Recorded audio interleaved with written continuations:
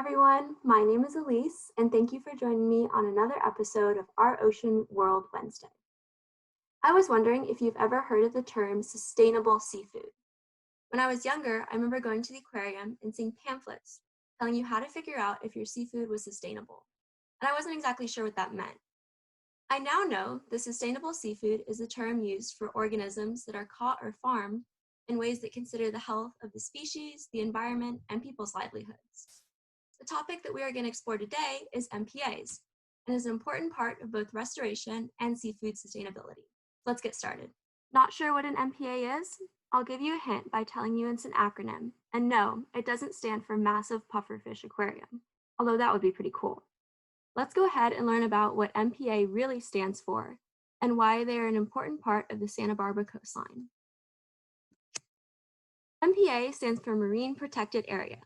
This is a pretty broad term, and there are a variety of categories as seen in the key on this map. Each of these categories permits and restricts different activities.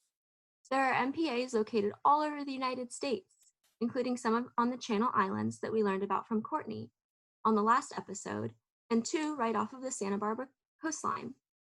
One MPA that neighbors UC Santa Barbara is the Campus Point State Marine Conservation Area.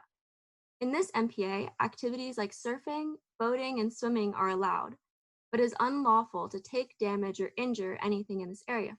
Therefore, it is a no-take zone. This includes living organisms like the birds in this picture, as well as non-living things like rocks and shells.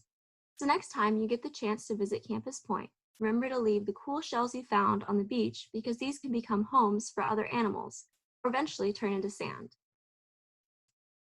Because MPAs extend into the water, the animals there also are protected and cannot be fished or caught. These can be seen most clearly during the lobster season, where boats will line up right along the MPA line on the side where they can catch California spiny lobster. But why do they want lobster right next to the MPA if there's plenty of other ocean space to catch lobsters in? This can be explained by the spillover effect. When organisms are allowed to live with limited human interference, this results in more species and larger average size. These lobsters and other organisms, of course, don't know where the MPA line starts and therefore spill over into the surrounding ocean that can be fished. This is an example of one way MPAs promote sustainable fishing because they can help to replenish and maintain important species that we like to eat. This is a passive restoration effort that allows the environment to naturally recover as a result of decreased human pressure. One example of active restoration efforts can be seen in another local MPA neighboring UC Santa Barbara, the Goleta Slough. This site differs from Campus Point MPA in that there is no human activity allowed in the water, and only authorized people can enter the slough below the mean high tide line. Similar to Campus Point, it is also a no-take zone. Go ahead and click on the next episode where my friend Alia will be discussing some of the active restoration efforts going on in our local MPAs. And thanks again for joining me on this exploration of what an MPA is. See you guys next time.